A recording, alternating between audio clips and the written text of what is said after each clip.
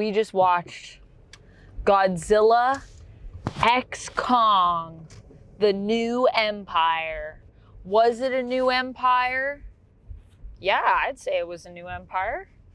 It was pretty enjoyable. And I say this feeling that the previous film was kind of a dumb movie. Although I really liked King of Monsters. I really liked that movie. All right, let's get into this and let's not talk spoilers. We're gonna keep it spoiler free, but I'm gonna tell you a little bit about what I thought about this movie. So I love a good American monster movie, a good smash 'em up, a little bit of weird characters, being quirky, being goofy. You know, still a plot in terms of the science where you're like, sure, I'll accept that. I'll accept what's going on. That can be the way that it'll work if a monster blasts a nuclear like beam into the sky. Sure, that can fix all the problems of the world. Why not? It has all of those elements. It has the elements of just kind of being goofy, being really fun. It has really great fights. I will say, the fights are fun. There's a moment in this when Kong basically gets suplexed. And I was like, whoa, who's the guy, the monkey guy? Scargiver. Scar King. That's what it was. Scargiver is Rebel Moon. We have that movie to look forward to soon. That's coming out soon. But yeah, the Scar King in this, I really loved just his whole thing. He is like one of the greatest villains I have seen in a movie in a while. I feel like he is unhinged. He was the perfect villain, and I really loved it. The only thing that I feel like I wasn't as big a fan of for this one, I said, if you watched my trailer reaction for this, I am definitely more of a Godzilla fan. And you know, the fact that this is Godzilla x Kong, and you notice not Kong x Godzilla, it does feel a tiny bit like false advertising. I mean, obviously, I think they led with Godzilla because Godzilla is the bigger name. Like, he's the headliner between the two of them. Kong fans, don't hate me for saying that, but I just feel like Godzilla is a bit of a bigger deal. But I feel like this really should have been Kong x Godzilla, or like Kong starring Godzilla, because it's kind of Godzilla light. It's we still get Godzilla, but a lot of the story is kind of about Kong, and Kong like searching for his family, and just when he finds them, sort of what comes out of that creates some problems. We got to solve the problems. Scar King is here. I will say, you know what else I really liked? I really liked the lore in this.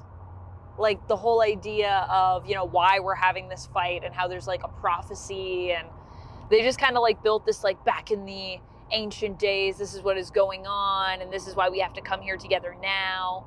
Also, the cast is really fun. You know what I think is amazing about these movies? How each time they have some people that come back, but not everyone comes back each time. It's kind of always a little bit of a different cast of characters, and yet they're still able to make it work every time. Even in the last movie where I thought it was like kind of dumb. Like Duck was saying, because we were talking about this before we went to see the movie, and I was trying to figure out which ones I had seen and if I'd missed any. And I wasn't sure if I'd seen the last one, but then when we were talking about it, Duck's like, no, that's the one where you watched it on streaming, and then you called me and you were like, what was this movie? What did I just watch? This was really dumb. And then as we were going through like the plot of it, I was like, oh yeah, that was really dumb. But even then, they have Alexander Skarsgård in that movie. Like, just the people they can pull for these movies. These people are getting paid. They must be getting paid, I got to imagine. So even then, even with the last movie, and definitely with this movie, the one thing that I really appreciate about all of these is I do feel like they really invest. They get everybody on board and they just go for it. And whether it's like great, or whether it's just like okay, or whether it's dumb, people are showing up. And apparently the last one was the highest grossing one, which to me is insane because I think King of Monsters is just a better movie. This one, what I really liked about with the new Empire is that the story also felt quite cohesive. The story was like pretty well structured. And I know that people might think, do these movies even need a well-structured story? And I'd say yes, they do. Because otherwise then they just kind of become these trash movies. And in this way, they can be entertaining and fun, but still give me something that I can follow along with. I will say with the first fight in this movie, I was kind of nervous that it was going to be a bit of a mess. Because the first fight in this movie is kind of like confuddled. It's hard to see what's going on. But no, if you're watching it and you're like, oh, this first fight, I don't know, don't worry, it gets better. Everything gets very clear and the fight sequences are actually really fun and really great. Also, who do we call Little Kong? Baby Kong? Well, we went with Baby Yoda before when Grogu showed up, so I'm going to call him Baby Kong. He's not Kong's baby. So I don't know if that's a spoiler. Just so you know, in case you thought that's where we were going. That's not where we're going.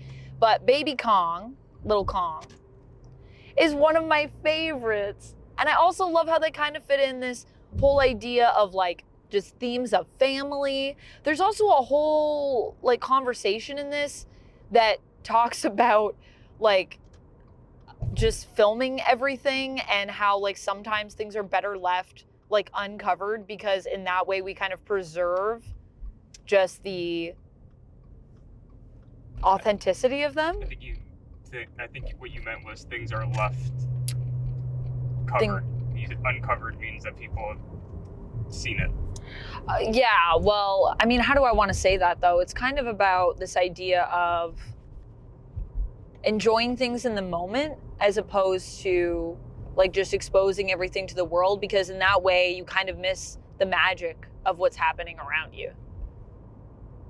Like just how when we mass media stuff and do it just to produce something and just to like make content and just to show the world something, we in our own personal lives kind of miss out on what makes it special.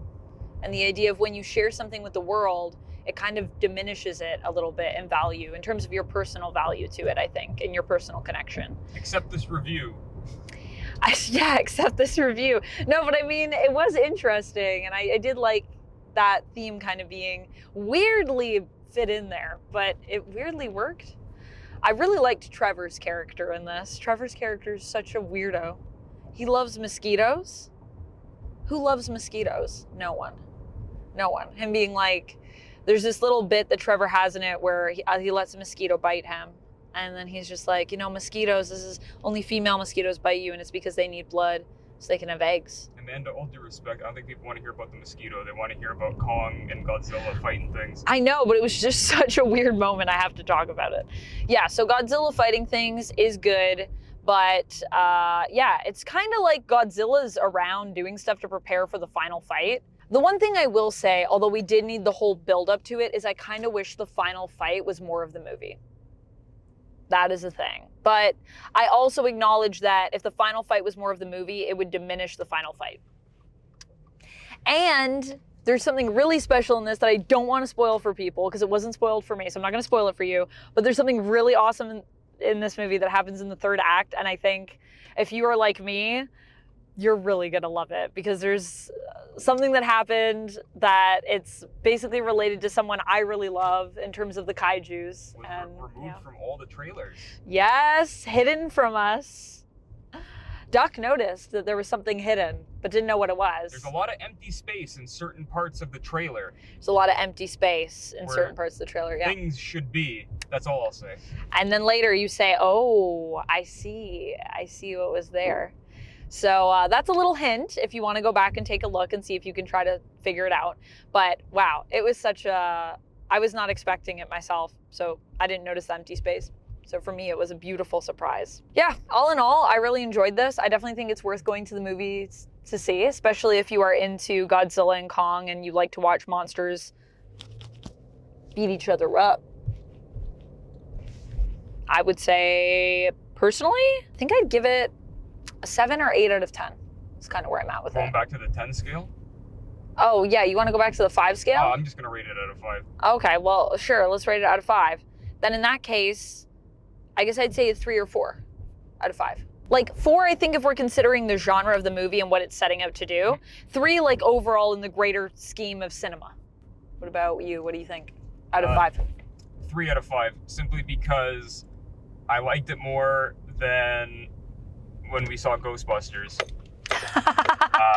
3 out of 5 because Duck liked it more than Ghostbusters. And I gave Ghostbusters a 2 out of 5. Yeah, so you have to give it more based on that. It was fun, but I don't know if it's a movie I'd ever watch again. Yeah, that's fair. That's fair. I mean, I don't know. If I'm feeling like I want to have like a little Godzilla King Kong marathon, then I probably would watch it. I think I would watch it as part of the larger story. But maybe we skipped the last one because I don't know about that one. I just found the final act to be a little underwhelming with the amount of buildup there was for it in this film. Yeah, they could have done more with it. I hear you. There could have been some bigger moments, I would say, in it. Because I would say overall as a fight, it was pretty good. But I don't think it could have had just more heightened, like I gasped a few times. I audibly gasped. But there wasn't any moments where I was really on the edge of my seat. But gasp worthy, just not, it's not Mission Impossible. That's what I'm going to say. That movie, but Mission Impossible is like a perfect movie. So anyways, I really like Mission Impossible. If you guys haven't seen Dead Reckoning, you should go see part 1 so that you're ready for part 2 because it's amazing. What about that music though, before we go? The music. Oh, someone was really into like 80s synthwave. Whoever was doing the sound design for this, because the 80s synthwave is everywhere. Everywhere. You're gonna notice it when you get to Miami. Get ready. It's gonna be everywhere, and I loved it. Duck and I were grooving in our seats, and I was like, "What has happened?" I felt like we were transported to the 80s. So whoever made this, I don't know who the director was. Insert director name here somewhere. They should make a bunch of 80s films if they haven't already. And if they haven't, they better go do it. So yeah, go check it out. I think it's a good one. Maybe go see it in IMAX. Could be fun. All right, friends, I'll see you in the next one. And until then, stay nerdy.